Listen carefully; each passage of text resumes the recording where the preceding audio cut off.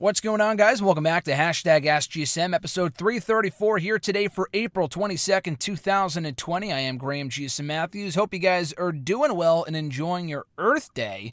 It seems that if there's any upside of this whole quarantine situation with the coronavirus, is that it seems to have benefited the Earth, which is cool, not as much pollution and in the air with people, less and less cars out on the road and whatnot. So there is that. I mean, obviously, it's a sucky situation, but you got to look at the bright side. Got to use that PMA. So today we are talking all things WWE and beyond. A lot of questions about WWE or rather Money in the Bank being at the WWE headquarters.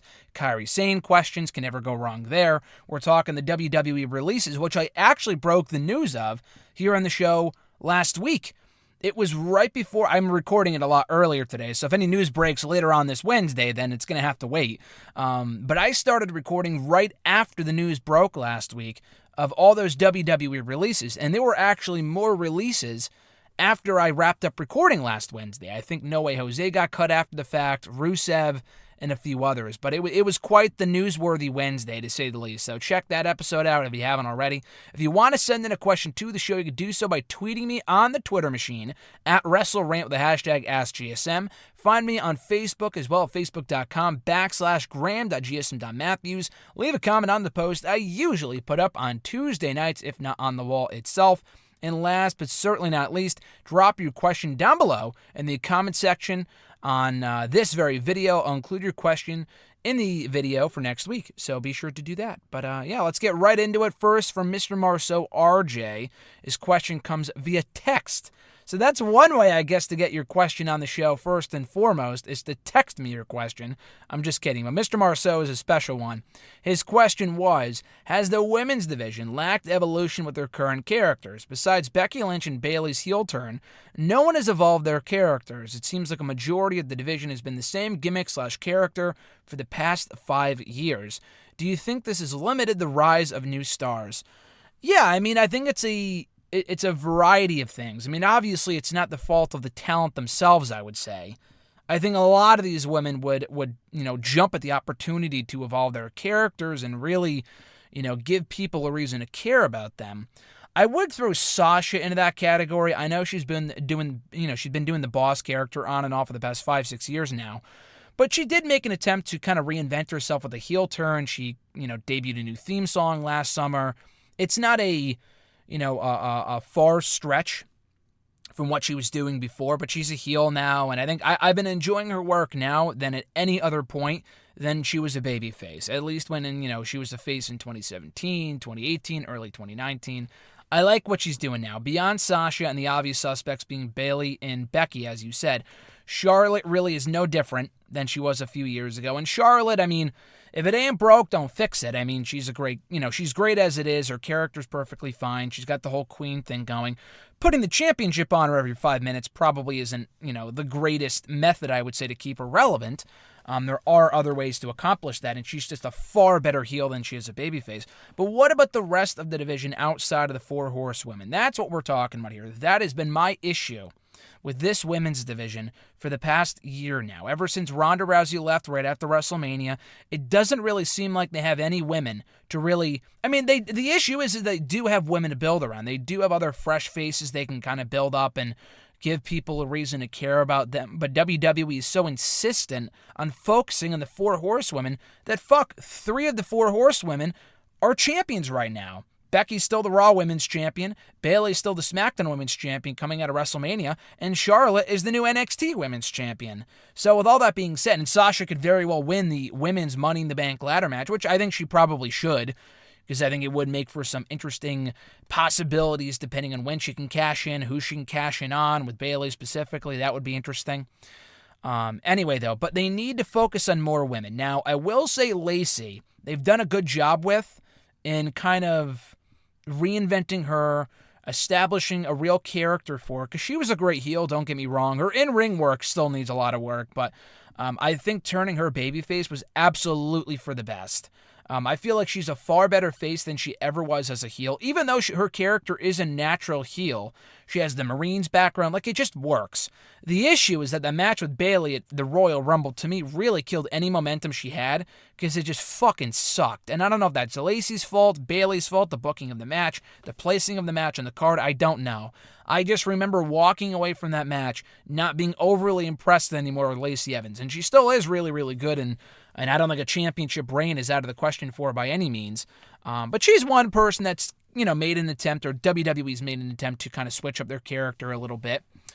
Naomi, she's just naturally popular. She hasn't really done a lot to kind of, evolve her character really at all, except for the new hairstyle that she debuted back at the Royal Rumble. And that's perfectly fine, but she's another one. It's not really the evolution. I don't really look at Naomi and say to myself, oh, they need to really evolve her character. Look, again, it works. The whole light up thing, I get it. It works. People like it. That doesn't really bother me as much as they just really haven't found a consistent way to book her. Like, she was gone for 6 months. She comes back. She has a lot of momentum. A lot of people are behind her, cheering for her. She has some fanfare, and they did absolutely nothing with that. After about a month, they capitalized it on it a little too late. Her momentum there kind of struck while the iron was lukewarm and not hot. And they gave her the championship shot at the Super Showdown show. The match wasn't all too good, and that was it. She had another title shot at WrestleMania, but the focus wasn't on her, and she didn't win anyway.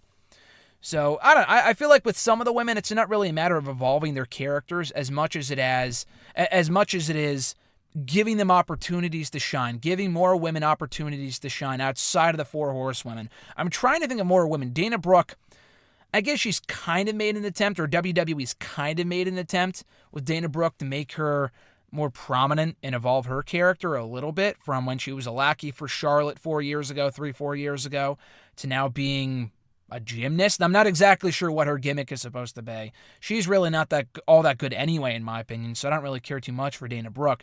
Tamina is just fucking terrible. I don't care what the fuck you do with her. Make her a bodyguard, put her in the title picture, God forbid. She's terrible. Either way, she's bad. I think she is, and no pun intended with the whole team bad shit, she's more bearable in a bodyguard role because it kind of limits what she can do.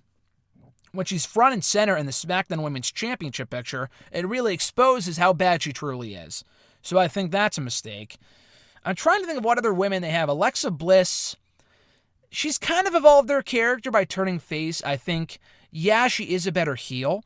The issue is that she's been a heel for so long. She arrived on the main roster 4 years ago, if you can believe it. And she's been a heel for probably 80-90% of that time, up until a year ago when she started teaming with Nikki Cross. So again, I like it, but really, what else is there to their characters that is worth cheering for? They're naturally likable people, I guess. But beyond that obvious aspect, what else is there about Alexa Bliss and Nikki Cross that really makes them stand out? They're just the SmackDown, or rather the WWE Women's Tag Team Champions. That's it. I really don't see anything overly interesting about either character right now. On the Raw side, it's even worse. I mean, you have Nia Jax, who, again, a lot like Tamina, is a bit better, but still very, very bad. That match with Kairi Sane really, again, exposed how bad she is. And Tamina just sucks. Nia Jax is reckless. And again, what she said a couple of weeks ago about Ronda Rousey hurting people, blah, blah, blah, that may have all been one elaborate giant work. I totally understand that. Now, I didn't really believe that at the time. I knew Ronda Rousey's comments were likely a work. Nia Jax, I didn't really give her credit. Maybe she was in on it too. But for her to say, again, she's a heel, so for her to kind of go against her own logic makes sense. Outside the ring, I guess. But if she was serious, then I laugh. When she was talking about how, Ronda Rousey is, reckless, she hurts people, blah, blah, blah. When this fucking woman, I swear to God, it's like the pot calling the kettle black here. She has hurt so many women in the few years she has been on the main roster. From Becky Lynch, she hurt Charlotte Flair, she injured Bayley a number of years ago, Sasha Banks she injured at one point, Zelina Vega in a Battle Royal, Alexa Bliss I might have mentioned before. She's injured a lot of fucking women. So for her to say, this woman hurts that, like, give me a fucking break. And she almost killed Kairi Sane on Monday when she chucked her into the fucking ring post head first. And not just into the ring post, but like the turnbuckle, but like the bottom turnbuckle. It looked terrible. It looked awful, and she almost fucking crushed her last week on Raw when she, botched a move, and she almost fucking killed a woman. So Nia Jax is terrible. It's not really a matter of like, oh, evolve her character. They kind of did that, to give WWE credit. They kind of did that with the whole bullying thing, and she was like, oh, when they did the whole fat storyline, when Alexa Bliss called her like obese or whatever. And I honestly like that. I thought she got over well as a babyface. The issue is that in the ring, she's just completely terrible. She's just not good at all. And she's not as bad as she was, but she's still not where she should be. She got called up way too soon. Way too soon to the main roster. They just needed a spot to fill, and she just so happened to fill it. It was not because she was ready by any means. I'm trying to think who else there is on Raw. Asuka and Kairi Sane. Had they really evolved their characters? Yeah, a little bit with the heel turn and the green mist. So I think you're kind of, I don't know. I have to disagree with you, RJ, that there have been significant changes made to some of these characters. I just don't care about 80% of them. Like the Kabuki Warriors, I like a lot. I do care about them. But I've said this before, the whole Japanese screaming is so unfucking bearable. It's unbelievable. And I know you're going to say, well, GSM, I'm like, well, Graham, like, they're heels. They were supposed to boo them. Well, no shit. But it's one of those things where it's like, it doesn't draw heat for me. It's like, I don't know. I would rather change the channel if I wasn't reviewing this show. You know what I mean? If it wasn't if it wasn't part of my job to watch and review these shows, I honestly would not fucking watch the Kabuki Warriors either in the ring, or, I mean, Kairi Sane's matches are great, so are Asuka's. But when, like, they're doing the whole screaming thing, the dancing thing is weird enough, but the whole screaming thing, oh my God, I would rather change the channel. And it's so bad, and I know I'm not the only one who feels that way. And it's not like, oh, they're heels, that's how you're supposed to feel. Not really. I've watched these shows with casual fans before, specifically Alexis's family, who are casual fans at best. And they just either walk away, change the channel, they would watch anything else. They would rather watch anything else than Asuka screaming in Japanese. Listen, it's not a Japanese thing either. If someone else was... The Street Profits, for example, when they were screaming on commentary during Monday's Raw during Bianca Belair's match, it was slightly entertaining at first, and then the more they did it, it just got so fucking annoying. I appreciate the enthusiasm, but it's like, dude, shut the fuck up. Like, it got so annoying after a while. Sami Zayn used to do the exact same thing. So it's not like, oh, she's speaking in a different language. Like, that's why it's annoying. No, it's not that. It's just the screaming in general. It's not necessary. But going back to RJ's question, I think there have been significant changes with a lot of the women's personas on air and whatnot. The issue is that they're not giving enough women more chances to thrive outside of the obvious suspects in the Four Horsewomen.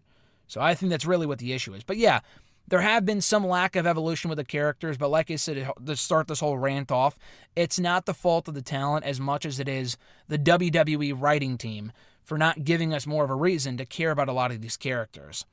Joe M's got a couple questions here from YouTube. His first one is, who do you deem as, or what do you deem rather, as a good criteria for a Hall of Fame induction?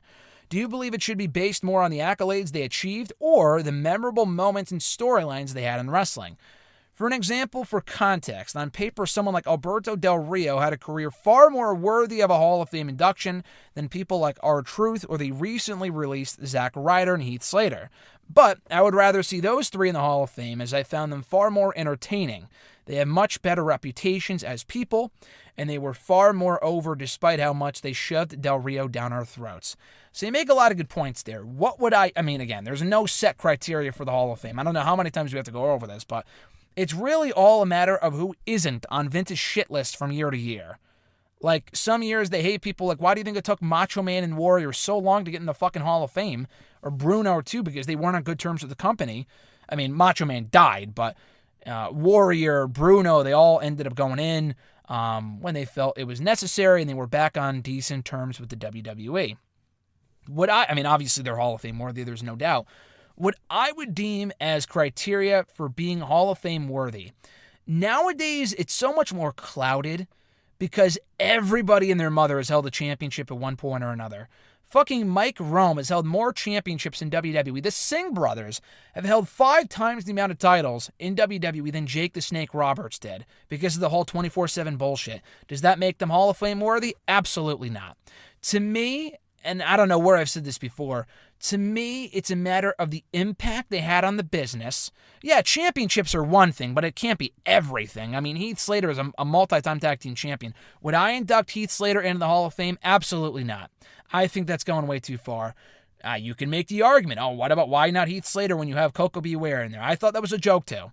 But that was also a totally different time when there were like a lot more colorful characters back in the 80s and, everyone was over. Heath Slater, yeah, he was over at various points too, but because he had one good storyline in 2016 with Rhino, does not make him Hall of Fame worthy. Well, because he was a lackey for the fucking Nexus 10 years ago? Get out of here. And listen, I'm not being biased either. I like Zack Ryder. Do I want to see Zack Ryder in the Hall of Fame? Absolutely not. What the fuck did Zack Ryder do to make it into the Hall of Fame? Win the tag team titles a couple of times, win the IC and US championships, and was over for a cup of coffee on TV? No, he's not Hall of Fame worthy.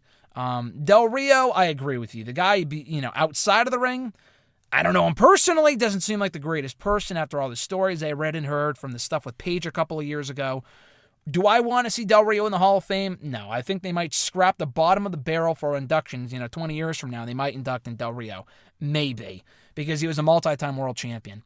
That's like inducting Jack Swagger because the guy was a former world heavyweight champion. He's not Hall of Fame worthy. He had very little impact in WWE. Del Rio did for maybe 1 year in 2011. That's about it. Like CM Punk was a far bigger star, far more over. Again, there's a lot of things to consider here. Merchandise, that's not a big factor. That, to me, is a very small factor. Just being over, the impact they had, not on the fact they had 20 titles. The Miz, the guy is a 20-time champion or something, but he's Hall of Fame worthy because he's done a lot. He has had an impact on WWE in the 10 to 15 years that he's been here on the main roster. Kofi Kingston as well. The New Day are going to go in anyway. They've had an impact on that tag team division, as have the Usos. You can't induct every tag team ever. The Forgotten Sons will never be fucking inducted, hopefully. You can't induct like the Ascension because they were the longest reigning NXT tag team champions of all time. Get out of here.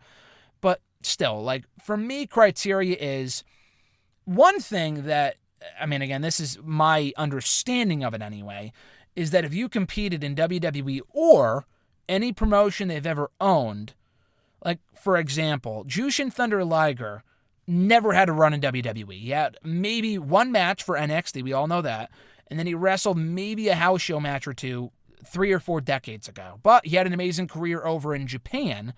Never really had an impact on WWE, but I don't know, it's very confusing. I totally agree. People are like, oh, Sting's not worthy. Well, no shit, he did nothing in WWE, but he had this amazing, legendary career in WCW, which WWE now owns. So anything WWE owns, WCW, ECW, the territories, I can see them inducting people for that, like Cowboy Bill Watts and the Funks. They never really had real runs in WWE, but they were ultra successful outside of the company, so I could see why. Said success is very, what's the word I'm looking for here? God, subjective, obvious. I don't know why that slipped out of my mind. Subjective. Again, you can go off of merchandise. It can't really be money drawn anymore because there really is no money drawn for any one particular person, for any one person in particular. Because now it's not one person that draws people to the matches at, so-and-so arena. It's the WWE brand as a whole. So you really can't go off of that anymore. But like Daniel Bryan, if they inducted him after he retired a couple of years ago, and thankfully they didn't because he's as active as he ever has been before, and he will go in eventually, but he's had an impact in the current WWE roster. It really depends. Nowadays, again, if you go off championships, everyone is worthy because everyone's held a championship at one point or another for the most part. You're going to induct Tamina because she was a 24/7 champion for 20 seconds back in October? Absolutely not. But obviously all the 4 horsewomen are, of course, because they had an impact in that women's division. Alexa Bliss is Hall of Fame worthy. Beyond that, I really don't know. So you're asking me, is it based off more of their accomplishments or the moments they've had? It's a little bit of both. Absolutely. I totally agree. There's a lot of people in the Hall of Fame that probably should not be in there. Rikishi was a very memorable character. Do I want him in the Hall of Fame so quickly? Probably not. Godfather had a great character. Should he be in the Hall of Fame? Probably not, at least not right now. I know they want to capitalize on some of these people while they're still alive, of course. But to induct the Godfather and Rikishi before people like Demolition, to me, makes no sense. But Demolition are probably on their shit list. That's probably why. But that to me is what makes a Hall of Famer, the accomplishments and the memorable moments they had. Just because Heath Slater had that one good storyline 4 years ago, to me, does not make him Hall of Fame worthy. That's my opinion. Zack Ryder is not Hall of Fame worthy. You said R-Truth? Yeah, honestly, I would induct R-Truth. R-Truth has had a much bigger impact. For example, They did that 24 on R-Truth a couple of months ago, which was great, by the way. If you haven't already checked it out, definitely do so. They did a 24 on R-Truth. Have they done one on Zack Ryder? No. Have they ever done one on Heath Slater? No. And there's a reason for that, because R-Truth has been around forever. He's been involved in a lot of memorable stuff, not just the 24/7 stuff. He's a former United States champion. He's been doing great work for a long time, and I've never really been the biggest R-Truth fan. I really did not start to appreciate R-Truth, I hate to say, until last year with the 24/7 title stuff. That, to me, was when he really got entertaining, but he was great for that heel run in 2011. He was K-Quick 20 years ago. He had success in TNA, in NWA, on the Indies. He came back to WWE again, won the tag team titles. He won the United States Championship, did the whole little Jimmy thing. He's always been over. I mean, that's a lot of sustained success right there. He's been here forever. Zack Ryder was there forever, too. But he was always, like, a lot of the times he wasn't even on television, whereas R-Truth has been a constant on this program for so long, it's hard to argue against him being a Hall of Famer, you know? So, again, I can go on forever with this, but I would say it's a combination of both and a lot of other things for what makes a WWE Hall of Famer. But that's purely my opinion. It really doesn't matter what I think. It's really more a matter of what's going on in the mind of Vincent Kennedy McMahon. His second question here: do you think Kairi Sane has been the biggest main roster flop of all the women in WWE? I know you could definitely make an argument for Emma, but at least they tried at times to do something with her. Kairi, on the other hand, doesn't have any character beyond being Asuka's sidekick, and I honestly could not remember if she's won a singles match since moving up, when anyone who watched her in NXT could see that she could easily be one of their best females. No, I would not say she's been the biggest main roster flop at all. For the women, anyway. I would not say that whatsoever. I mean, she could be in that conversation. I'm not denying that, and I do see your point. My thing is, one, she's only been here a year. A flop would be EC3. Yes, he was there a year, but the guy did absolutely fucking nothing. They had a debut match, he won, and that was the only televised match I remember him winning on WWE TV. Aside from maybe some 24/7 title bullshit. But beyond that, he has done nothing. He did nothing up until getting released last week. Kairi Sane has always been on the show for the most part. She was one half of, for whatever the fuck this means, the longest reigning WWE Women's Tag Team Champions of all time, even though it's been around for a year and a half. She's won a lot of matches. She main evented pay-per-views. They were in the main event of fucking TLC, her and Asuka against Charlotte and Becky, and they won. That's not the only thing that's made her good, but she's had good matches, and, she and Asuka have really killed it as the Kabuki Warriors. You can't say, like, oh, she had this amazing run in NXT, so because she hasn't reached those heights on the main roster, she's a flop. Like, it's with Nakamura, and I've said this before about, to RJ about Nakamura. Is the guy a flop? No. Should he and could he be more special? Absolutely. Like, he didn't fulfill his full expectations and potential, because he was a way bigger star in NXT, but to call him a flop, like EC3 was a flop. The guy did nothing, got cut. Nakamura's been in the main roster now for 3 years. He's been a Royal Rumble winner. I mean, how many people can say that? He won the Royal Rumble. He won the United States Championship a few times. Former Intercontinental Champion. He's always on the show. He should be a main eventer. He's not a main eventer. It sucks. And he main evented a lot of pay-per-view, a headlining match for the WWE Championship at WrestleMania 34 and many other pay-per-views after that. He was at a headlining match at Survivor Series, SummerSlam with Jinder. I hate to say it. It almost makes me throw up just talking about it a couple of years ago. So he has not been a flop, but he should be a lot bigger than he is. I say the same thing about Kairi Sane. She's not been a flop. She was, holding championship for, those titles mean absolutely nothing. But it's not like she was being buried every week. She lost twice to Nia Jax. Is it a shame? Absolutely. But let's not jump to conclusions and say, oh my God, go back to Japan. Like, slow your roll there for a second. If they break up her and Asuka, and she's never on the show, she's always on main event, and she's losing to Dana fucking Brooke, then yes, she should leave. As of right now, in my opinion, I think that's merely jumping to conclusions. And maybe I'm wrong. Maybe I'll prove to be wrong and she won't find any success on her own on Raw or SmackDown. That is very possible. But no, I think Emma was a way bigger failure for WWE. Way bigger. It's not even close. Because they never really gave her a chance. They kind of did with the Emelina shit, but that was never going to get over. I guess we'll never know because it never worked out. She never did it. But that shit was just stupid.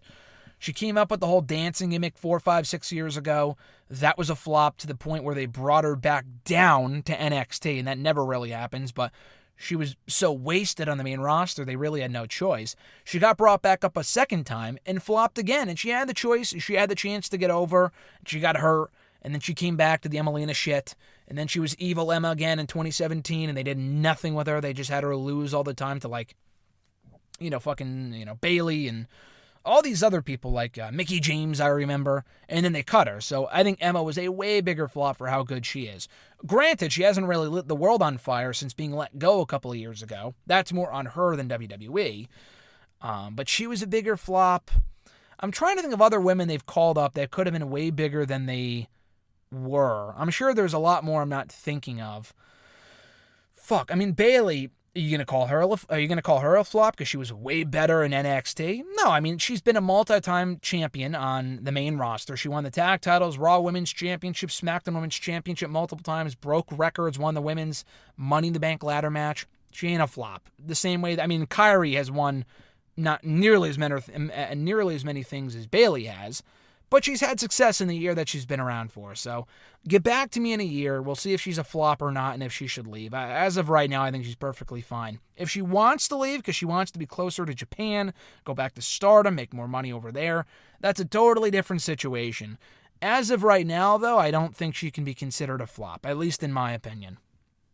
FD from Facebook's got a few questions here. First one being, do you feel that the recent round of WWE releases has been the harshest and most impactful WWE spring cleaning they've ever had in their history? Also, with probably no or lack of indie wrestling companies able to give contracts to the released WWE wrestlers, since they can't do shows because of the pandemic, do you feel like they will be facing uncertain futures in their wrestling journey moving forward? I mean, absolutely to the second part. Because it's one thing if they let these people go, and it's like, okay, like, it sucks and you hate to see people lose their jobs, but a lot of these people are talented, a lot of these people will land on their feet. The issue is that a lot of these people can't go anywhere right now. The whole 90-day non-compete thing is fucking dumb, because it's not like they can go anywhere anyway, because everything's closed down. If you think AEW is going to touch more than maybe 2 or 3 out of these people anytime soon, you're crazy. Why would they be hiring people in this current climate? Why would anyone be hiring people in this current climate? If anything, people or companies are letting people go. So I don't see that happening. Impact is barely running shows. They just, taped like 3 months or 3 or 4 months worth of programming.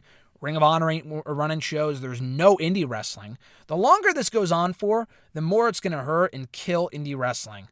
So this whole notion like, shut down wrestling for the rest of the year, to me is ridiculous. And listen, the whole WWE situation, are they essential? Absolutely not. And I said this, I think, to RJ last week or a couple days ago over text. Do I think WWE should be running shows every week at the PC? No. Should they be paying their talent to not run any shows right now? Yeah, probably. Like Ring of Honor is doing that. New Japan's doing that. That's awesome. Indie wrestling will not survive, though. They don't have that same type of luxury, the same way that these other companies do. The longer this pandemic goes on for, and it's a fucking virus. It's its fault, but it's not a person. But the longer they keep shit closed, and I'm not saying reopen it tomorrow. That would be ridiculous. I thought the beaches reopening in Florida a couple days ago was completely stupid.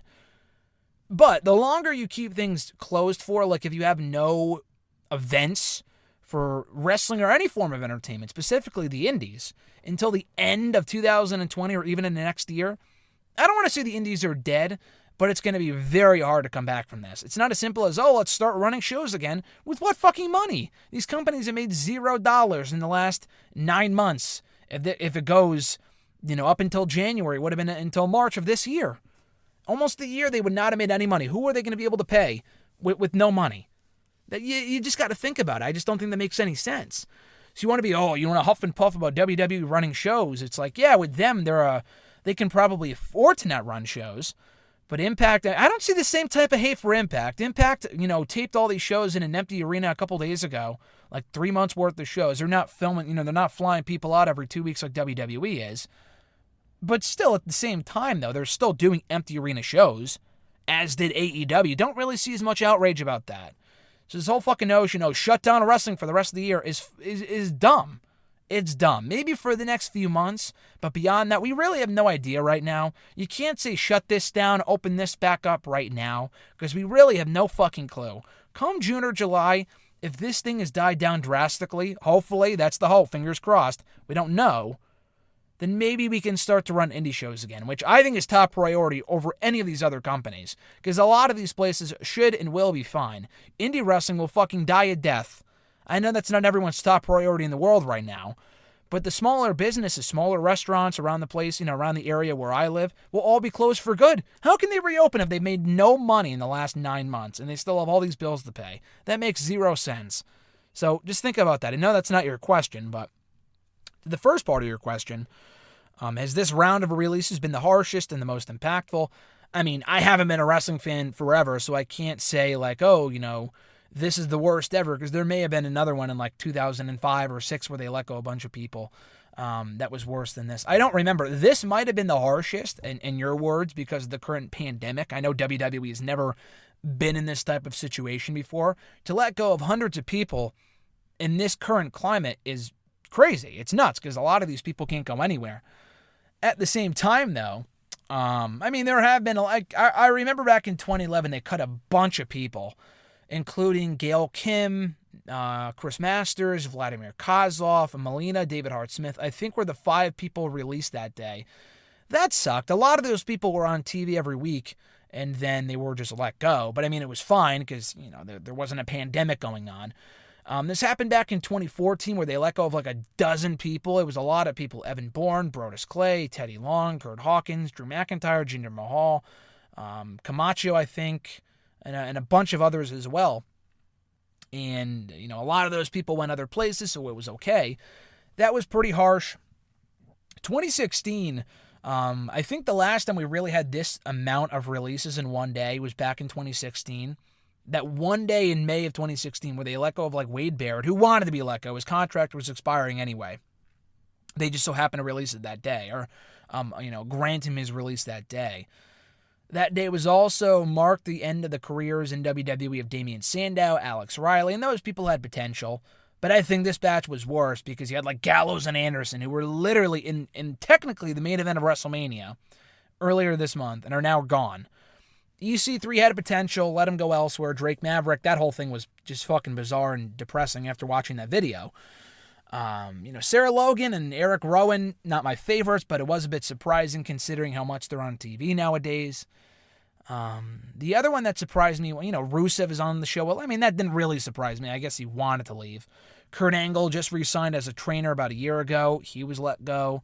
So, yeah, to my memory, this may be the harshest round of releases that I can think of, just because of the current climate and because of the circumstances. And a lot of those people were, there were a lot of talented people in that bunch, but none of them were top stars.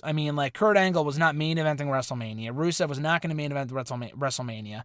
Gallows and Anderson were probably the most surprising just because of how often they were on TV, and they were literally pushing them as the greatest tag team in the world, 4 or 5 months ago. Now they're gone. That's quite the turnaround. And I know they re-signed big deals, and they probably let them go for that reason because they re-signed them. They re-signed them for this disgusting amount of money. And I like Gallows and Anderson, but to re-sign them for like $500,000 each is completely ridiculous. Assuming that figure is accurate, I like the guys, but that's completely ridiculous. When other people like the Revival, $750,000 a person, come on, that's nuts. That's completely crazy. The Revival are not worth that much, despite how good they are. His second question here, we saw a particular pattern with former 3MB members winning the WWE Championship after they briefly got released from the company, like Drew McIntyre and Jinder Mahal.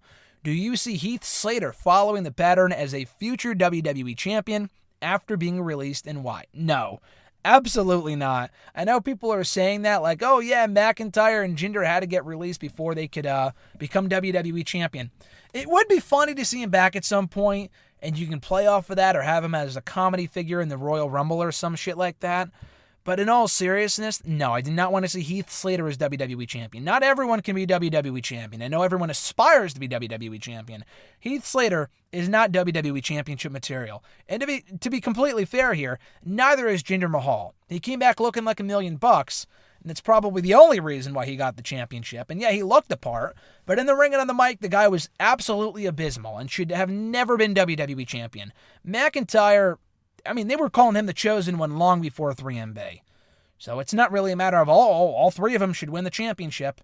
No, they should not. Jinder should have never won the championship, let alone Heath Slater. McIntyre should have been the only one to have held that championship, given that he was the chosen one, and he's always been perfect for that spot. Jinder, no. Heath Slater, definitely not.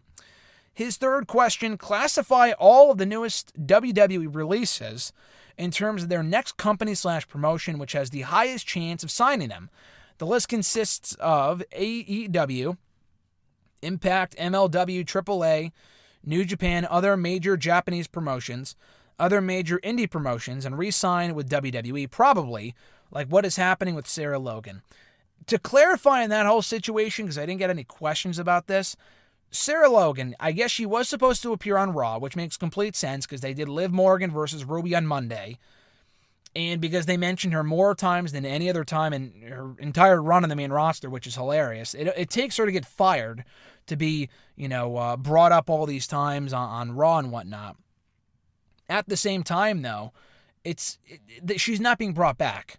And that comes from a credible source in Ryan Satin, who would know. I mean, he was the one who reported on it before anyone else, that they might be bringing back someone who was released to appear on Raw. And it wasn't Drake Maverick, who was going to be on NXT tonight as part of the NXT Interim Cruiserweight Championship Tournament. It was Sarah Logan. And someone asked them, does this mean that she's re-signed? And they said, no, absolutely not. He was very definitive in saying, no, she is not re-signed, definitely not. I mean, I assume they're getting paid. I can't imagine, or I guess they're being paid for the next 90 days. It's a very weird situation. I would have to imagine that, yes, they're getting paid for what they're doing, but I have to imagine that them appearing on Raw is their choice. Because I can't imagine, like, oh, yeah, we fired you, but you have to abide by our, like, I don't know, maybe because of the 90-day contract, they can do whatever they want with these people.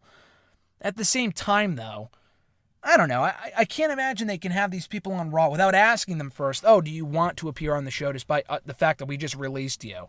She's a nice person, it seems. I'm sure she doesn't give a shit. Drake is a different story. He really wants to compete. I mean, if they fired me, why would I want to continue to appear on their show? Like, fuck you. But maybe, her husband works there or whatever.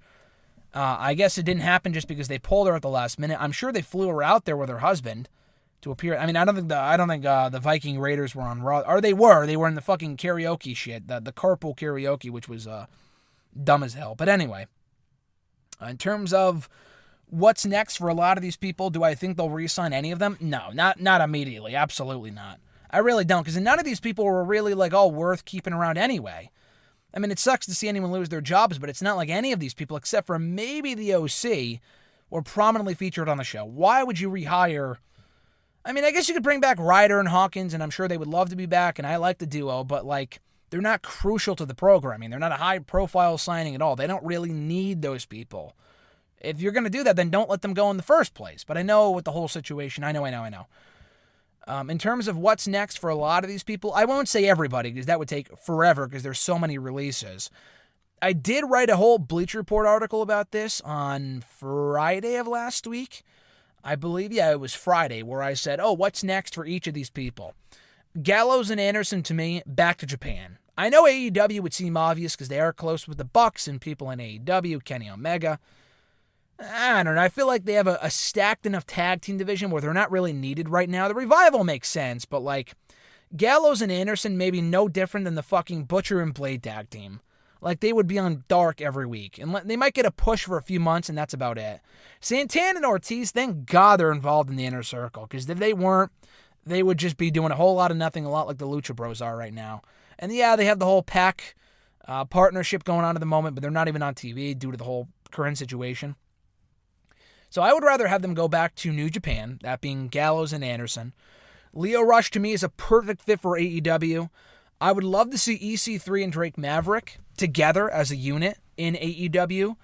Maverick can wrestle if he wants, but I've always seen the money in Maverick as like a sidekick, talker, which honestly really was the best role for him in WWE. I don't think they, misutilized him. He was a manager, he was a GM, he was a comedy character. The guy could do it all. They shouldn't have released him. But I think they were doing exactly what they should have with Drake Maverick. The only exception is that they should have had to manage EC3 and not AOP. That was completely random and unnecessary.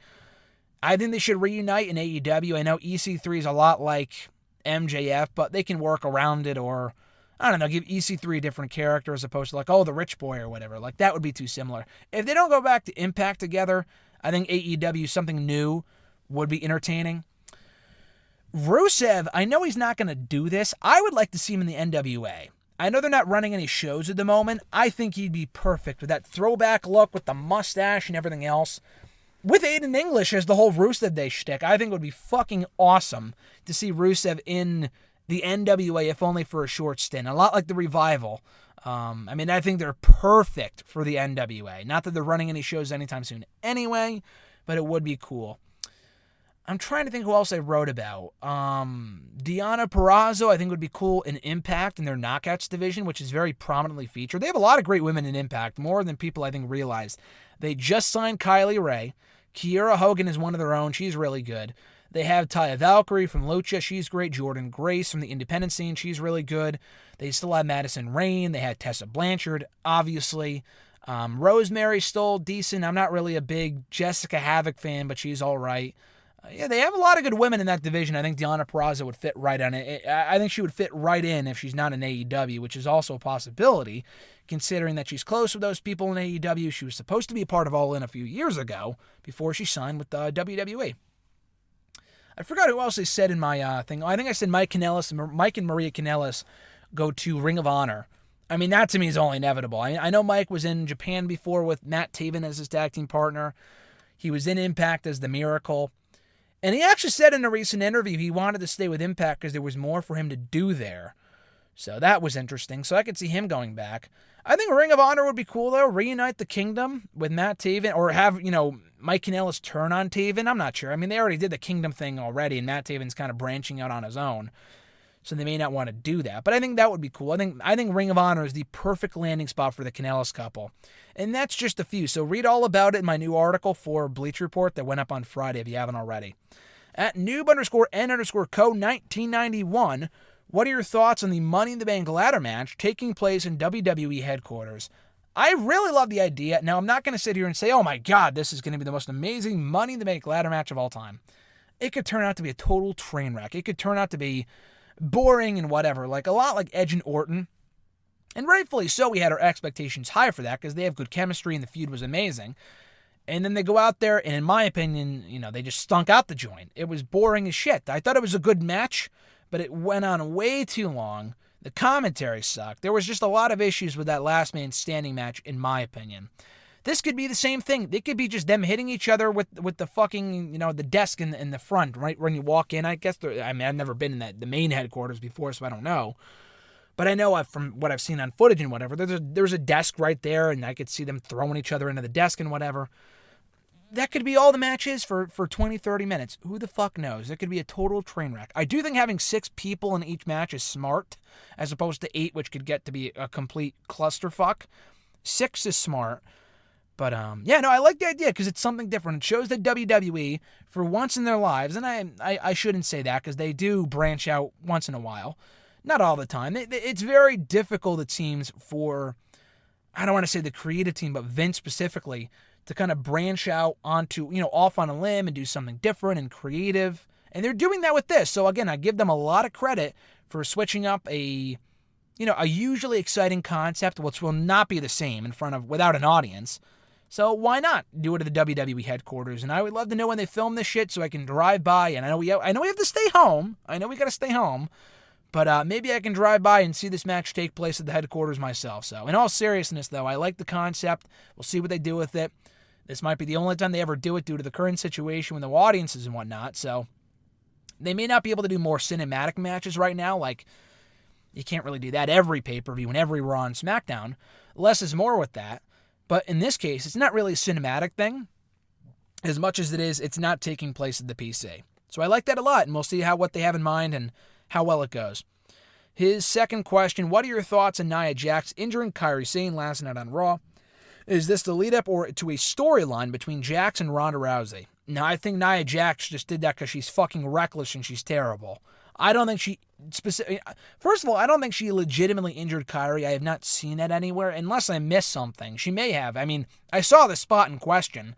It was fucking ugly, but I've heard nothing about Kairi being hurt. And that would suck because she was just hurt a couple of months ago. She was out with a concussion right after TLC when Charlotte Flair rang her bell, which was fucking dumb. She should have stopped doing that. That's Charlotte's fault. But the Nia-Kyrie thing, I have not heard anything about Kyrie being hurt, but the match was not good.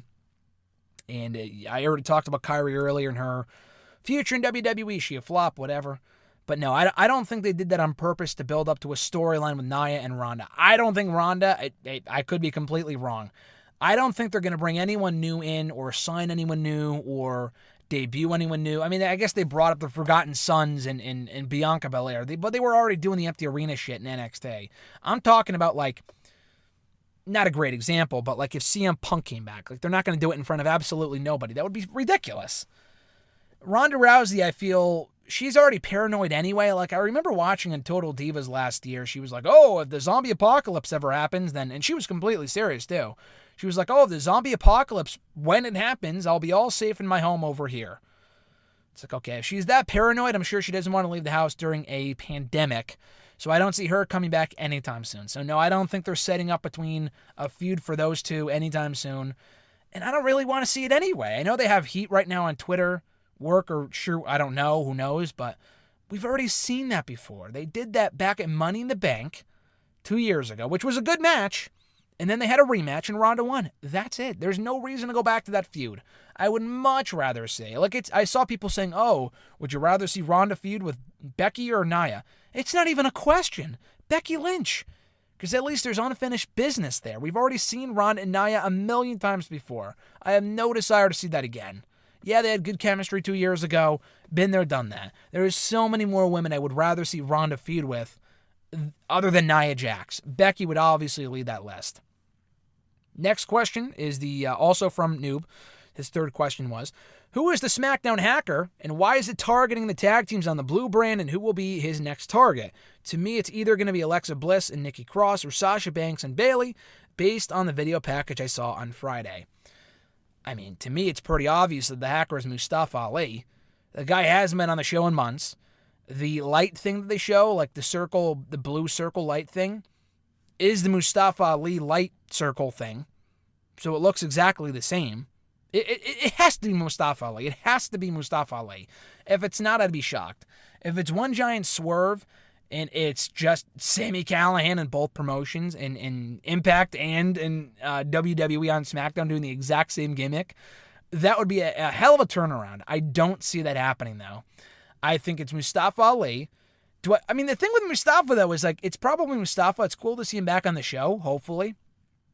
The thing with him, though, is like, he doesn't need this gimmick. The whole thing that he was doing a year ago with the whole, the truth, not the truth will be heard, he's doing that now, I guess, or this character's doing it now. The thing with Mustafa Ali that he was doing a year ago when he was saying, like, oh, I'm a hero of the people, I'll stand up for the defenseless, I'm the voice of the voice, like kind of like a CM Punk type of gimmick, I thought was perfect for him. I thought it was absolutely awesome. They went absolutely nowhere with it. That was the issue. And then he was gone from the show again. He disappeared from TV for another 6 months. So I don't think he needs this gimmick. I think it's going to be him. If it's not, I have no idea. I thought it might have been Killer Cross a few months ago. It's obviously not Killer Cross because the guy just showed up in NXT. But yeah, it's probably going to be Mustafa. And who are his next targets? It's probably going to be... Banks and Bayley, like you said. Not Alexa and Nikki. I mean, they're the current tag team champions. It'll probably be a tag team where they want to break the two up. I think New Day would be sick. I've seen other people say that, and I completely agree. I would love if they broke up New Day and had, like, Kofi turn on Big E or vice versa. They aren't going to do that now that they're the current SmackDown tag team champions. Miz and Morrison just lost the belts, but it's too soon for that. I think Banks and Bayley, it'll probably be them, and it'll show footage of, like, Bayley talking shit about Sasha or vice versa, so... That's my guess. At Iwagu91 from Twitter, did you know that 2010 is the only year of the 2010s to not have a match rated 5 stars by Dave Meltzer? I did not know that. Very interesting. The only match I can think of, I can't speak for Ring of Honor or Impact. I can't remember a single, a 5-star match they had. I can't think of a single one. I really wasn't watching at that point anything other than Impact to a degree. I was kind of on and off with Impact in 2010. I watched, obviously, all of WWE that year. The only match I can think of that would have gotten 5 stars. The only top two matches in 2010, in my opinion, were the obvious one, the main event of WrestleMania, Shawn Michaels and Undertaker 2, the rematch from the year before.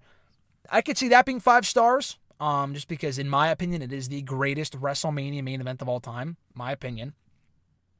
I don't think this match is 5 stars, but the only other match I would say was like the match of the year for WWE that year that could have been 5 stars, that probably isn't worth 5 stars, was, if you can recall, it's a forgotten classic between Dolph Ziggler and Daniel Bryan from Bragging Rights 2010. Now, the concept of the show is dumb. Raw versus SmackDown had been long.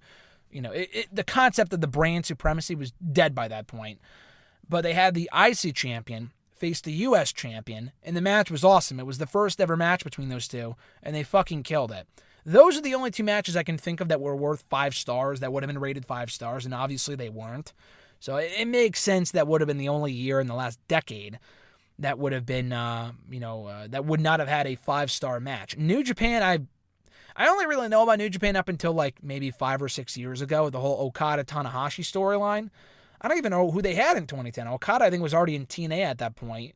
I don't even know what other matches would have come close to New Japan. I'm not overly, knowledgeable about their history. His second question, do you think that WWE should have reunited Cassius Ohno and Cesaro's tag team, Kings of Wrestling, when the former was in the promotion twice?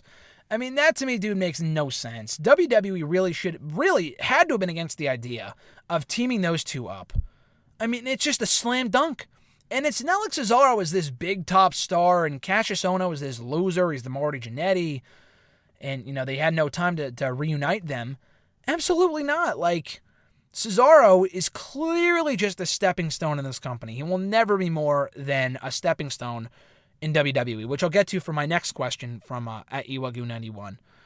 He will never be a world champion, I don't think. He could be, and he should be, and he's not. I don't think he's going anywhere. I think he's content just to collect a paycheck and be in WWE, which is totally fine. It's his, it's his life, whatever. So they could have reunited them at any point. They could have reunited them at any point in the last 8 years. 8 years, and not once. I mean, twice they did, but never on TV. Once was in NXT for a dark match. I think it was Punk and Rollins versus the Kings of Wrestling, Ohno and Cesaro, which is cool. I think that was on like some NXT DVD a couple of years ago on like the Blu-ray version or something. I don't own the Blu-ray, but I do have the regular DVD, the Best of NXT Volume 1. I think it was on the Blu-ray version. So that match happened then. It was a dark match for an NXT TV taping. They did it again at an NXT house show about a year or two ago. I think maybe in 2018. They had Cesaro make the save for Ohno in a match that he had with like Adam Cole or something, or Roderick Strong or whatever. And they reunited on a house show. And that was it. That was the only time I can remember them ever reuniting in WWE, which to me blows my mind. I can think of at least 5 or 6 different times they could have reunited these two. The most recent one being when Cesaro came back debuted in NXT UK at the TakeOver, Cardiff show back in August. They could have reunited them then. Why not? I mean, Cesaro came in for a one-off match. The match with Ilya Dragunov was great. But at the same time, though, why not have him face Ohno? Or why not have Ohno come out and make the save and they can team up or something? Like, how could they not do that? Cesaro in NXT UK would be fucking sick. And they just didn't do it. It makes no sense. Another, option or another idea would have been back in 2013. So Ohno was always supposed to be called up. Punk's idea was to call up Ohno as part of the Shield, okay, in 2012. WWE or Triple H, whoever, kiboshed that idea. Did not want Ohno on the main roster. They ended up releasing him a year later. But if you're not going to put him with the Shield, which would have been weird in retrospect, he would have been perfect with Cesaro. I mean, the Real Americans ended up being a great team, don't get me wrong, but it was a very odd fit to have Zeb Coulter managing, Cesaro when he wasn't even American. I guess the whole idea was like, oh, he got his, American citizenship, whatever. But why not just call up Ohno at that point and reunite the Kings of Wrestling on the main roster? Because Cesaro was doing absolutely nothing at that point. And that was why they put him with Swagger. But why not put him with, Cassius Ohno? That's another time I can think of. All these years later, they released Ohno in 2013, came back in 2017 after rumors of them re-signing him in late 2016, And still they didn't reunite them in NXT or on the main roster, and Cesaro hasn't been doing shit for most of that time. The Bar, when they put the Bar together, again, another great tag team that Cesaro made the most of, okay? Another great tag team that they could have done a lot more with. They put him with Sheamus instead of Ono, who was readily available. Not when they first put the Bar together, but they could have broke up the Bar 2 or 3 years ago and put them together then when Ono was back in WWE. They didn't even do that. So, I don't know. I do think they should have reunited at least once at one point on television. They couldn't even do that, so it's a big shame. His next question, who do you think is more underrated / underutilized in the WWE?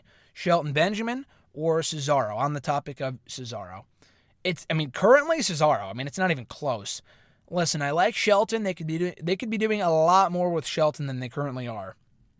To be perfectly honest, I'm very surprised they did not let go of Shelton in those recent round of releases from WWE. Very surprised about that. Just because they haven't done shit with him since he came back to the company a few years ago. Cesaro, though, could be, of the two, could I see anyone being a world champion in 2020? Absolutely Cesaro. Benjamin's time has come and gone. He could have been a top champion fucking 10 years ago. Not in 2020. He could be a mid-card champion, not a top guy. Cesaro could be. His best years are still to come. I don't know how old he is. I think he's like early 30s, maybe. But he could still be like a top guy in any promotion, and they're just not booking him as such. He's just the whipping boy for Shinsuke Nakamura and Sami Zayn. So I think Cesaro is far more underutilized. And yeah, they could be doing far more with Benjamin too. And at least Cesaro is on TV, unlike Shelton. But Cesaro could be a lot more than what he is. Shelton would only be maybe a few more slots up the card, not too much different than where he is currently. John Ritlin at Reborn again from the Twitter machine, YouTube machine as well. Real Honesty with John Ritlin. Great show. Check it out. His first question was, so that Nia Jax versus Kairi Sane match, when is enough for WWE in regards to how unsafe Nia is? Like I just got done talking about earlier, she's so fucking bad. WWE will never release her. Listen, if they were going to reach a point where they were like, listen, you're too unsafe, we're going to bring it back down to NXT, they would have done it by now. In 2017 or 2018 alone, she hurt Becky, I said this before, she hurt Becky, Bayley, Sasha, Charlotte, Alexa, and Zelina Vega, and probably more I'm not thinking of. Just off the top of my head, I know she injured Bayley, she took her out of the SummerSlam main event a couple of years ago. Was it against Sasha? Who is the champ? Oh, Alexa Bliss. I remember she injured Bayley that summer. She injured Alexa Bliss in the spring of 2018. That took Alexa Bliss out for like a month or two. I know Alexa Bliss, I think, had to go have boob surgery or something. She had to go have boob implants put in or something. But they were still concerned that she got hurt. And she's got her bell rung before by Nia. And they're friends, so it's not that big of a deal. Charlotte, she failed to catch her one time when they had a match on Raw. Zelina Vega, she tossed out of the Battle Royal at Evolution. And I think Zelina was off the road for a few weeks. Becky, she obviously punched her right in the face. Nia is fucking terrible, so. And until she kills someone, and even then they might find a way around it. They're not going to de-push her or take her off TV or reprimand her is the word I'm looking for. They're not going to reprimand her. They're not going to punish her. I just don't ever really see that happening due to the fact that she's so prominently featured. She's obviously related to The Rock. But yeah, she is very unsafe, and like I say before, I stand by that. They called her up to the main roster way too early. I will stand by that till the day I die, because she is just not that good. And I don't know if she would be any better if she was down in NXT for another year or two. But still, they could have worked on it a little bit. That's what developmental is for. And at the end of the day, NXT, I don't give a shit what anyone says, is still developmental. That's why Aaliyah's not on Raw or SmackDown, because she still needs development. And I don't know if that's ever going to come, because Aaliyah's been down there for 5 years, but you get my drift. His second question. So WWE stated, climb the corporate ladder tagline a lot lately, and Michael Cole mentioned how Triple H has never won the Money in the Bank briefcase. What are the chances he interjects himself in the match last minute and wins it? Holy shit. No, thank you. What are the odds? Not going to say there's zero, because there is a very good chance that could happen. Not very good chance, but listen, if you told me a year ago before Money in the Bank 2019, do I see Brock Lesnar coming back and winning the Money in the Bank briefcase? I would have called you crazy. I would have said absolutely not. There's no chance of that happening, and it happened. So if Brock Lesnar can win the Money in the Bank briefcase in 2019, there's a very good chance that Triple H could do the same in 2020. That's all I'm going to say. Hey, listen, he wasn't at WrestleMania, and there may have been a reason for that. Maybe they were holding him out until Money in the Bank, so we'll see. I really hope not. I really hope he just has a spotlight put on him for SmackDown this week, and that's it. But you never know. There still is, I think, another spot open on the SmackDown side for probably a reason. They have Bryan confirmed. They're doing Gulak and Corbin on Friday. I assume Elias will be a part of the last qualifying match, and he'll probably advance. But hey, that last spot could go to Triple H. The guy is the boss. He could put himself in any match that you want him to. And he works at the headquarters anyway, so I'd be very scared if that ends up being the case. His next question, if there's no crowd for SummerSlam, what are the chances WWE goes full-on crazy and has it take place on a secluded beach, a la WCW Bash at the Beach 1995? I don't see that happening. I think that'd be cool as shit. Honestly, I could see a lot of people saying that's a shit idea. I think that'd be pretty fucking cool. They would never do that because beaches are still kind of in the no-no category right now. Not in Florida, which is where they film anyway. Florida's fucking crazy. Between WWE being a deemed essential business down there and then all the beaches opening up, I mean, come on, that's completely ridiculous at this point. But anyway, though, I think that'd be pretty cool. Will they do it? Definitely not. I would be heartbroken because they want to be at SummerSlam. At this point, I just don't see it happening because it was supposed to be in Boston, and I just don't see that happening at this point.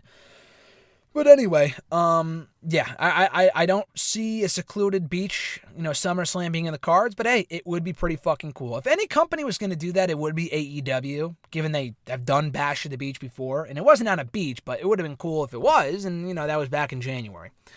Anyway, first question from @CMattingly97. His first question was, how do you think Jeff Hardy will be booked on SmackDown?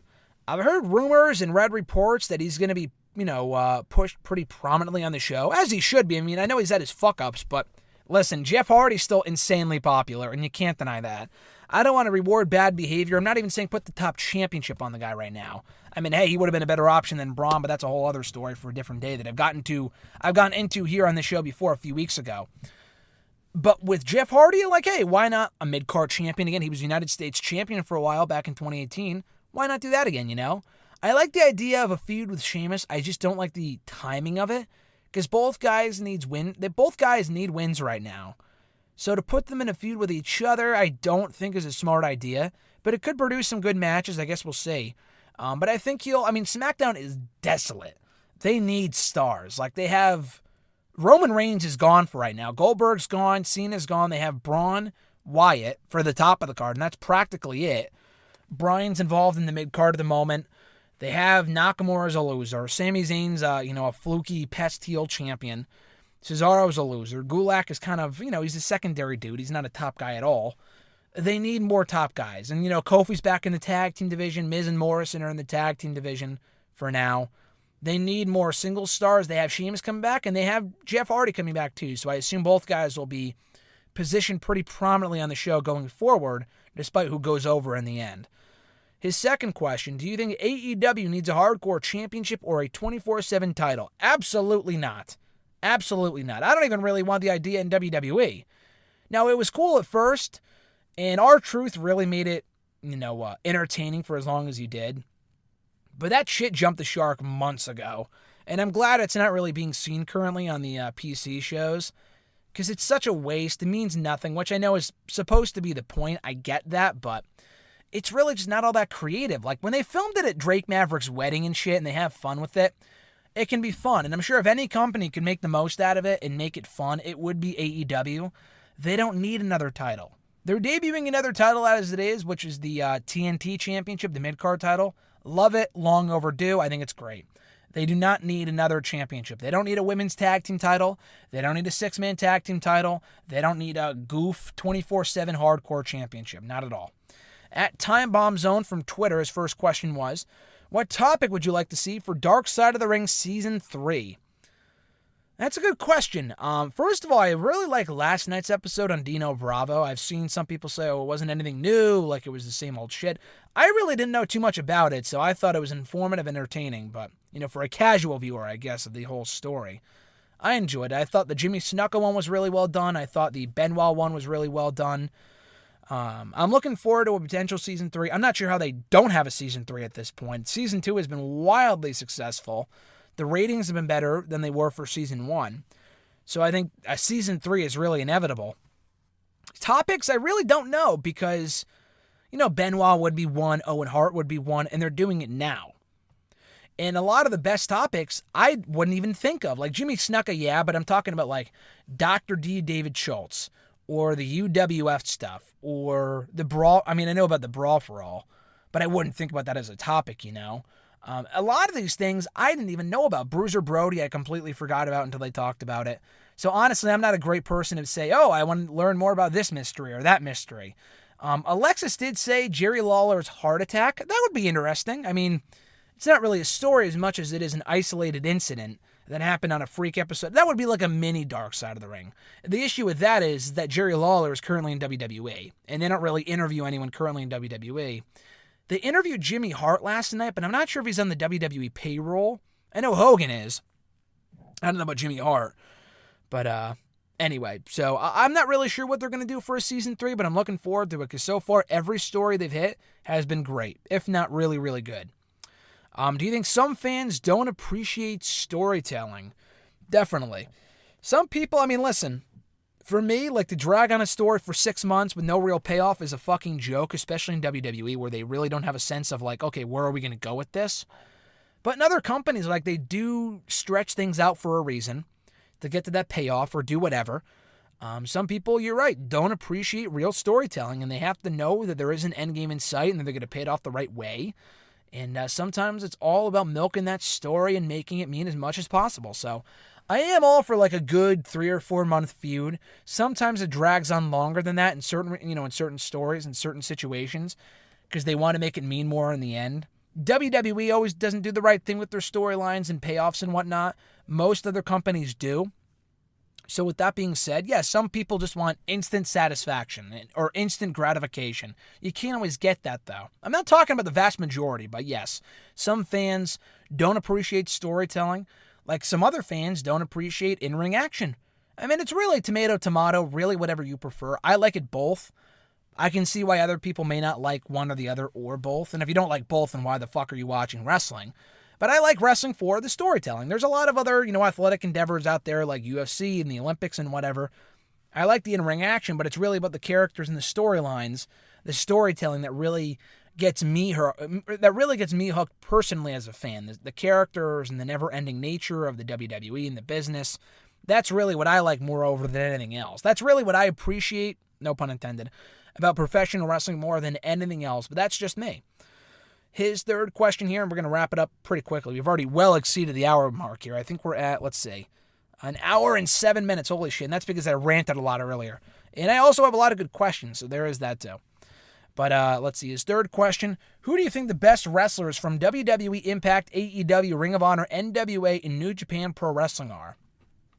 Off the top of my head, I'm not going to go in-depth with every promotion, but WWE, I would say AJ Styles, Seth Rollins, Daniel Bryan are probably the top 3. Adam Cole, Gargano would be up there in terms of overall packages. I'm sure there's more I'm not thinking of, but those names come to mind. From Impact, Tessa Blanchard is easily the biggest star they have, the best talent they have in my opinion. I really like Sami Callihan. I think he's great. Trying to think of who else they have I think is like the top talent from that promotion. Taya Valkyrie's really good. She hasn't really had a great run lately, but she's really good. Rich Swann is great. I'm trying to think of who else. The North, I think, is really, really good in their tag team division. Like, all their top talents, I thought were really, really good or I was big fans of, they always leave. Like, Johnny Impact, left. Brian Cage, left. Austin Aries, left. Like Pentagon Jr., gone. So, those are probably the top talents they have right now. And who was the other one? I was thinking of someone else, too. Maybe they're not there anymore. I was going to say Nick Aldis, but he's not there, and that's NWA. But let's go to NWA. So the top talent from NWA, I would say, are Nick Aldis. Tim Storm is the best talker they have. Maybe not necessarily the best worker, but he's one of the best talkers. Eli Drake is great. James Storm is great. Thunder Rosa is awesome. They have a lot of good talent over there. Aaron Stevens, the former Damien Sandow, is very entertaining.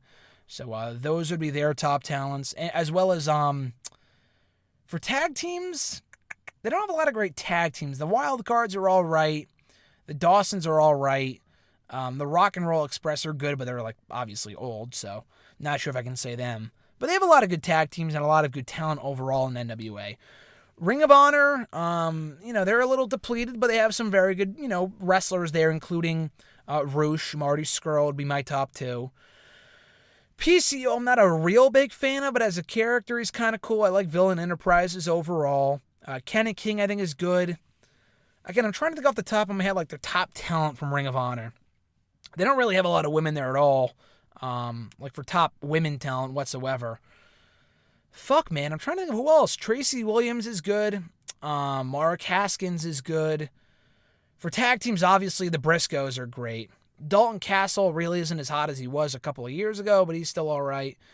From New Japan, obviously, Okada, Tanahashi, Jay White, Ibushi, Naito. I mean, a lot of those people on the roster, but specifically them. Guerrillas of Destiny, I enjoy a lot. Those names come to mind.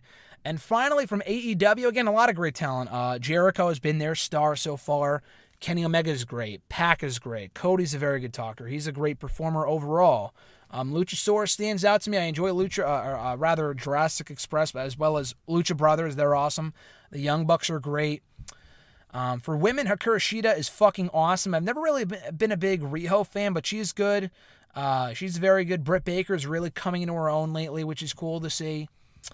I like Chris Statlander. She's very good. They have a lot of great talent in AEW. I think each company has their own core talent they can build around and are very, very good. At E1 3A, of all the wrestling shows still going on, which ones would you recommend watching? It's a good question. NWA has kind of stopped. They had a sneak peek of their Superpower episode last night, but it wasn't really like a full show. It was kind of like a showcase of Camille, and it was good, but the whole promotion is kind of stopped for right now. They can't tape any new content. Ring of Honor has stopped. New Japan has stopped. MLW has stopped. A lot of promotions have stopped. The only ones I think that are still going on that I know of are WWE, Raw, SmackDown, NXT. 205 Live is on and off sometimes. NXT UK is over for right now because, again, they ran out of content to air. And then AEW and Impact. I mean, I think it's all worth watching. If you like wrestling, then you're going to go out of your way to watch it, I think. For stuff to watch, I would recommend obviously downloading the network, watching old content of all this stuff, catching up on the NWA powers and whatever. Impact has been good. It's not terrible. It's not must-see, but I think it's been a solid show in 2020. They had the Rebellion Part 1 show last night, which I thought was good. AEW is still probably the best product out there in terms of consistently week to week. NXT is still pretty good. Some shows are better than others, but it's still been pretty good overall the last couple weeks. Raw, I think, has been great for the most part. Not every show is a home run. I thought the post-WrestleMania Raw was abysmal. But overall, it's been pretty good in 2020, specifically during the PC era. SmackDown's been terrible. Don't even bother going out of your way to watch SmackDown. And that's really about it. Don't watch Dark. For specific shows, don't watch Dark. Don't watch... what was I going to say? Don't watch Dark. Don't watch SmackDown. I think Raw is still worth watching. I think NXT is still worth watching. I think Dynamite is still worth watching. Impact can go either way. If you're not going to watch Impact, watch Dark Side of the Ring. I know it's not a regular wrestling show, like a in-ring action, whatever, but it is a wrestling docuseries on Vice that's been airing every Tuesday for the past month now and will continue into May. Check that out if you haven't already. I'm doing the reviews right here on the channel. Well worth checking out. It's really fucking good. At Scarlet1 from Twitter, we'll close out their questions here. Best and worst of the Wednesday Night Wars, number 27. Best from last week from NXT, I thought Finn Balor and Fabian Eichner was a very entertaining and enjoyable opener, enjoyable, entertaining opener on NXT. I thought Isaiah Swerve Scott versus Akira Tozawa in the opening for the interim NXT Cruiserweight Championship tournament was very good. Tozawa going over was a pleasant surprise. Matt Riddle and Timothy Thatcher, the debuting Timothy Thatcher versus Undisputed Era's Roderick Strong and Bobby Fish. Great main event. From Dynamite, not a lot really stood out to me as being great. I thought the Britt Baker promo was good. The match was a squash. Anything with Hardy and Jericho I think is awesome, so anything involving them is great. For matches, Archer and Cabana I thought was a good opener. For worst, I did not give a shit about Moxley and Hager. I really wanted to like it because the build was so well done. The match just bored me to tears, to be honest with you. I really was not a fan of the match. It just kind of dragged on, and Tony Khan saying, oh, it's the greatest empty arena match of all time, really did not help matters at all. If anything, it hindered my enjoyment of the match. But I didn't even know that going in, to be honest with you. It just kind of made me look back at it in retrospect and say to myself, why the fuck would he say that? Because it was far from the best empty arena match I've ever seen. It was all right, but it was kind of disappointing. Shawn Spears versus Justin Law, a boring-ass squash match. I like Shawn Spears, but it's kind of hard to take him seriously because he never really wins when it matters most, for the most part. So I didn't really care about that squash. And then from NXT, I liked the show overall. The only match I didn't really care for was Tegan Nox versus Reina Gonzalez. I love Tegan Nox. Gonzalez is a work in progress. She really is not that good yet. And the thing is, there's a reason why they didn't put her on TV sooner, because she's been there for 2-3 years now, and she's not polished at all. She has potential, but she ain't polished or seasoned at all. She's all right, and that match wasn't very good for the few minutes they were given. Their second question: did you hear about Japanese wrestling companies like New Japan Pro Wrestling meeting with their country's government to receive help with the coronavirus pandemic? Yeah, I heard about that. That's great. New Japan employees, Impact employees, Ring of Honor employees, all still getting paid during the pandemic, which I think is awesome. So congrats to those companies for stepping up and delivering. I don't know how their contracts work compared to WWE's and other places like that. I think WWE could afford to pay these people without running shows or whatever. Again, I don't work there, so I don't know. Maybe I'm wrong. Without TV, they might not be able to pay most of these people. I do not know. I have no clue. But that being said, do they need help with the, with the whole, Japanese government helping out New Japan and whatnot? I think it's great. Very, very cool to hear some positive news in an age where there's not a lot of positive news to go around, at least not right now. And I'm sorry, we'll finish off with these two questions from Brad at Brad Berdar. We have not heard from him in a while here on the show. His first question was, is it me or was Rey Mysterio going over Murphy a very odd decision? Normally it might make sense since Rey would obviously get a better crowd reaction, and I'd actually be very keen on him winning, but since that's highly unlikely, I didn't understand this. No, that didn't really bother me. Didn't really bother me at all, just because Rey Mysterio is a much bigger star. He's a much bigger star than Murphy. Murphy's great, and listen, Murphy in a Money in the Bank ladder match would normally be awesome, but dude, it's at the fucking WWE headquarters. Like, it's not your typical Money in the Bank ladder match, so it doesn't even really matter at this point, Rey Mysterio, he's only been in one. He's only been in one Money in the Bank ladder match, and that was, 9 years ago in 2011? He has not been in another one, believe it or not. He has never been in another Money in the Bank ladder match aside from that one. So very shocking, I know, but I'm happy that he moved on. Murphy's going to be perfectly fine. The match was great, and he lost nothing in defeat. And the final question about the Forgotten Sons here, also from @Brad Berdar. Do the Forgotten Sons and Cedric Alexander and Ricochet have any long-term potential as a group/tag team, or will WWE just get bored with them after a month or so? I mean, that really happens with everybody. Let's be honest. Vince sours on everyone within a month. Do they have any long-term potential? Forgotten Sons, no. Ricochet and Cedric, yes. Forgotten Sons did nothing for me in NXT. I'm not going to pretend to like them now that they're on SmackDown. They're still boring as fuck. They may have won a match or two on SmackDown so far. I think they won one match, and they had the video package treatment last week. They will soon end up like every other fucking team in that division. They will be no different than the Lucha House Party, just for heels, because they're just going to be there to put over the Usos and put over the fucking New Day. That's it. They need new bodies to beat, and the Forgotten Son fill that void on SmackDown. So no, I don't see any long-term potential. I don't see any long-term potential for the Forgotten Sons. For Alexander and Ricochet, the thing is with them, yes, I know it's frustrating to see them be relegated to the tag team scene, and they are very much capable of succeeding on their own. The issue is WWE has no plans for either guy to go anywhere on their own anytime soon. So just put them together as a fucking tag team. They're great together. They had matching gear this week. They had their own entrance. Not their own entrance theme. They came out to Ricochet's song, which isn't a bad song to come out to, by the way. But, they gel very well as a team. They have great chemistry. They won their match. They lost last week against the Viking Raiders, which is fine. They look very good in defeat. I mean, the finish was a little botched, but other than that, it was a great match.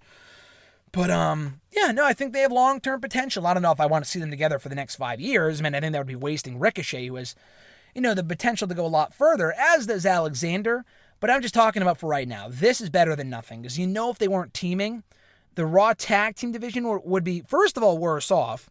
And second of all, they would just be losing to fucking, Andrade right now, Austin Theory, and Angel Garza. So you might as well just put them together as a tag team. That's what I say. And that's going to do it, guys, for today's supersized edition of hashtag AskGSM episode 334 for Wednesday, April 22nd, 2020, the Earth Day edition. Thank you guys, as always, for tuning in. Very much appreciate it.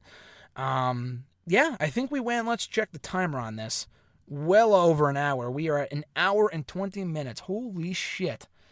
Did not mean to go that long, but just because we answered so many of those questions in depth, that's probably why. So thank you guys, first and foremost, for always supporting the show and for sending in your questions. You can continue to do so by tweeting me on the Twitter machine at WrestleRant with the hashtag AskGSM. Find me on Facebook as well at facebook.com/graham.gsm.matthews. Leave a comment on the post I usually put up on Tuesday nights, if not on the wall itself. And last but certainly not least, drop your question down below in the comment section on this very video. I'll include your question in next week's edition. So until then, guys, have a great one. Enjoy Earth Day. Enjoy NXT and Dynamite tonight. Stay safe. Wash your hands. I'm Graham GSM Matthews, and I'll catch your ass down the road.